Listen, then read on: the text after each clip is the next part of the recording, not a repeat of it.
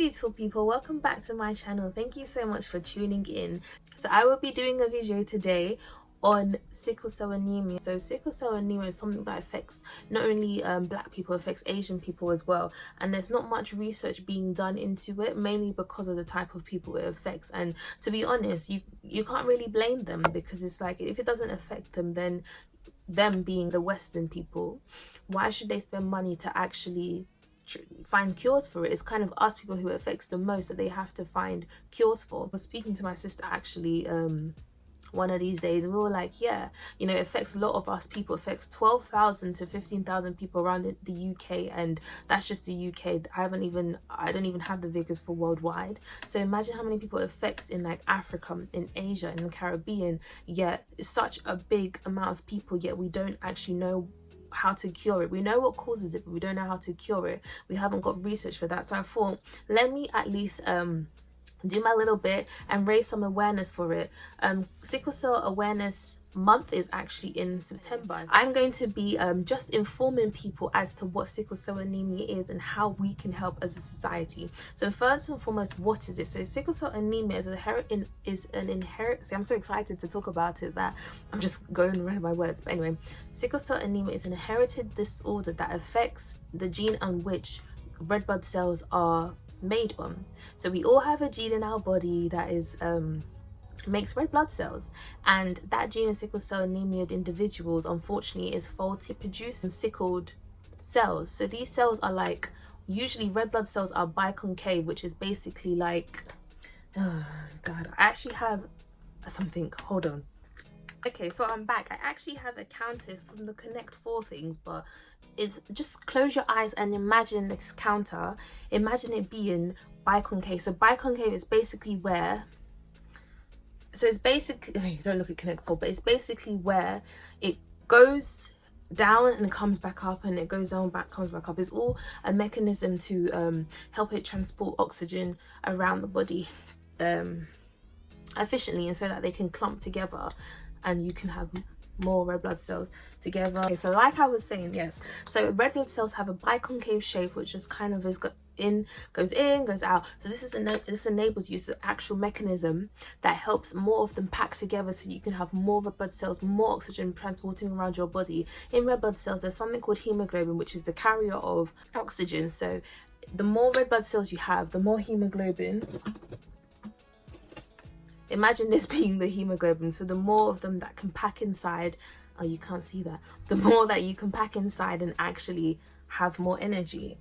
So with individuals who have sickle cell, unfortunately, their red blood cells are not as nice and circled like this. They're slightly sickled. So some of them are sickled, some of them are like this, but they don't have enough of these ones. Oh, they don't have enough of these ones, which obviously enable them to carry more oxygen. So that's why they call it sickle cell anemia, because their red blood cells are not abundant in the biconcave normal shape, but rather are more abundant in the sickled ones. So in addition to that, like I said before, it actually affects mostly Africans, mostly Afro-Caribbeans, mostly Middle Eastern individuals, Mediterranean, Asians. So it affects people of the ethnic origin. So you could say mostly Asian and black people who are affected by sickle cell anemia. And one thing, in addition to the fact that the red blood cells are not quite normal shapes like this, is that they have a shorter lifespan. So a red blood cell has a lifespan of 120 days, whereas in comparison, sickled red blood cells last for about 10 to 20 days. So you can see they definitely do not last for as long as normal red blood cells. Imagine 3 months to like a week and a bit. That's crazy. You can also imagine the abundance of sickled cells, because they die quicker and they obviously will regenerate faster, whereas the healthier ones, they don't take as long to die, so which means it takes longer for them to regenerate back. Let me move on to my next point, which is basically how it's caused. So I've already spoken about how it's caused, how it is caused by a faulty gene and rises, which is the gene encoding for red blood cells. It is a recessive disorder. So a recessive disorder is basically where you need 2 recessive genes in order to make one dominant gene. In sickle cell, the mother could have BSS and the father could also be SS, and where they have the small little s's together, that will give the child, one of the child, so it's a 1 in 4 chance, a 25% chance that they will have children with sickle cell anemia. They could have 4 kids and one of them has it, or they can have 3 kids, they could have 3 kids, none of them have it. It's a 25% chance in the gene pool. So in this, we would say the parents who have the SS are sickle cell traits / sickle cell carriers, because they carry the gene but they do not have the disorder. It says, what are some of the symptoms that can arise as a result of sickle cell anemia? So some of the painful symptoms is that someone can go through a painful episode which is called a crisis. These are caused when sickled red blood cells block small vessels in your body that are trying to transport blood to your bones. So another thing that can arise is that there's increased risks of infections, in addition to this, anemia. So obviously anemia is when you do not have enough red blood cells in your body to transport oxygen around the body. So you get very fatigued, you get very out of breath, you know your color changes a bit, you get a bit paler. So that is something that occurs, and you can imagine why this would occur with someone who has sickle cell anemia, due to the fact that they don't have proper red cells that can have hemoglobin that can transport oxygen around the body efficiently. Where it's a sickled cell, it's not that effective. How would you know you have this gene? So the only way you can actually test and see if you have this gene would be to go to the GP and get a blood test. So a blood test can show your blood group and it will show the genes in which you have it. Also, when a woman is pregnant, you could screen the mother and the father, and you would also find out if the mother carries a sickle cell trait. So you can go to your local GP or your local sickle cell and thalassemia center. So what treatments are out there for individuals who are suffering from sickle cell anemia?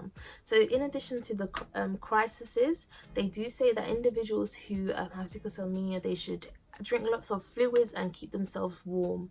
So this way it can help prevent the actual risk or the frequency of them undergoing a crisis. There's also blood transfusions that can occur. Some individuals do have to have blood transfusions quite frequently to obviously try and produce more healthier red blood cells, and to also decrease the amount of anemia, because where someone has not enough blood, they don't have enough oxygen being carried around their body, so their hemoglobin count is really low, so they will need to obviously have transfusions to try and bring this value bit up so the body can be functioning a bit normally.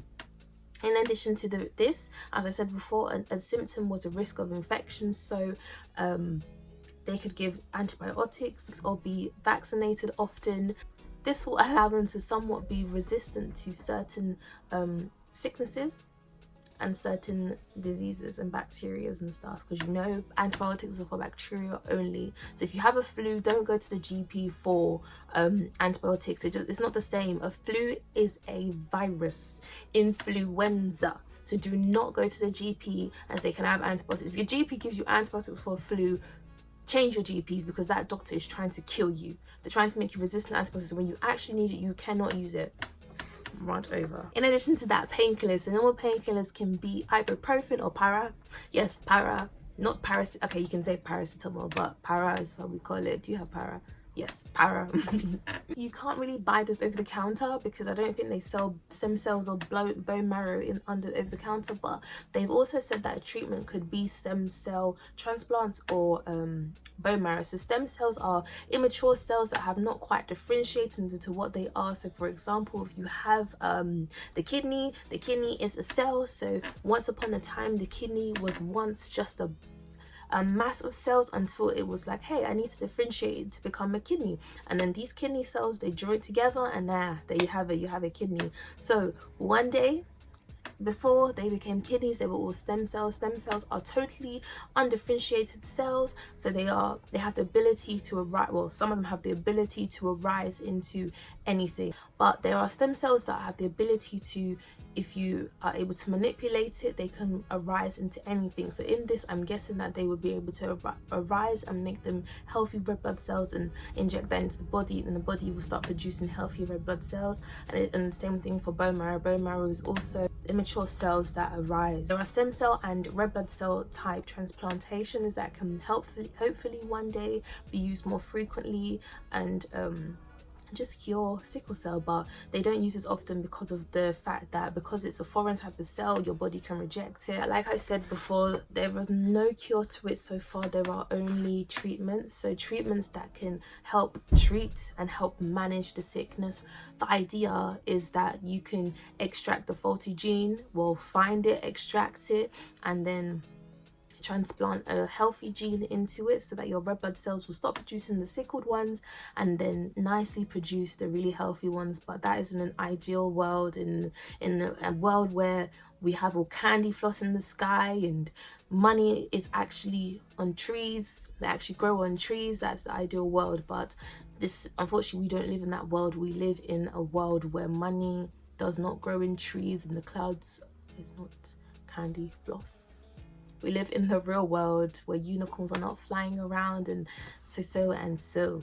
But anyway, how can you help? So what can we do? Donate blood. Give blood, because it's like, yes, you can get a person who doesn't have it can give healthy blood, because we have the universal blood donor, which is O negative. That is the universal blood donor, because they can give their blood to everybody. Nobody will reject that blood. However, them, unfortunately, they can only take O neg self. What a sad story. Universal blood donor, so the golden donor. So if you are own neg, Charlie, run for your life, because your blood is needed, because you can give it to every single person, every Tom, Dick and Harry, Sarah, Akosia, Abdul. You can give it to everybody. You can. But like I was saying before, us black people, us Asian people, we don't, okay, not us Asian people, but the black people of ethnic origin, we do not like giving blood. I don't know anyone, okay, I know one person, but I don't know many people who give blood. No. Try and help your brothers and sisters who are going through it. Try and donate blood. Find the local blood donation stand and try and give blood, because on the end of the day you will help someone. Number 2, donate to some charities. Find some charities and donate to them. I will list all the sickle cell anemia charities below. Even if it is literally just raising awareness towards them people and their charity, that's enough work. Somebody will go on there, and the more we know about it, the more we can help, the more we can raise awareness to it. Okay. Thirdly, I can't count, being aware yourself. You may have heard of sickle cell anemia, but you may not understand it. You don't understand actually what it is, how it affects you, how it can affect you. Like, I don't know if I have the trait. I need to myself go and get myself tested. I'll be back with another video of what my actual blood group is. How ironic that I'm going to find my blood group, and the people who will be testing it are people who studied what I studied. Cycle of life. Lastly, why did I decide to do this video? So not because I like science, and not because I like talking about blood, not because I enjoy talking about hematology, no, not only, but because I really want to raise awareness towards sickle cell and how it can affect me and you, and how it can affect people around us, our brothers and sisters, how we can literally try and eradicate it. Because at the end of the day, we should have the desire to want to make the world a better place for our children, our children's children. We don't want our children's children to be going through this, and imagine what other sicknesses could arise from the ground later on in life. You know, I want my kid to know that there's a cure for sickle cell, at least, you know. But I have come to an end. My video has come to an end. So I hope I have inspired you. I hope I have informed you of what sickle cell anemia is and how you yourself, you can actually help. Because don't be a useless, be a help, okay? Anyway, I am signing out now, and I hope you have a blessed day, and I hope this video inspires you to take a stand take a stand. But anyway, God bless you and hope you have an amazing evening, night, morning, whenever the time of day is. Anyway, God bless you and bye bye.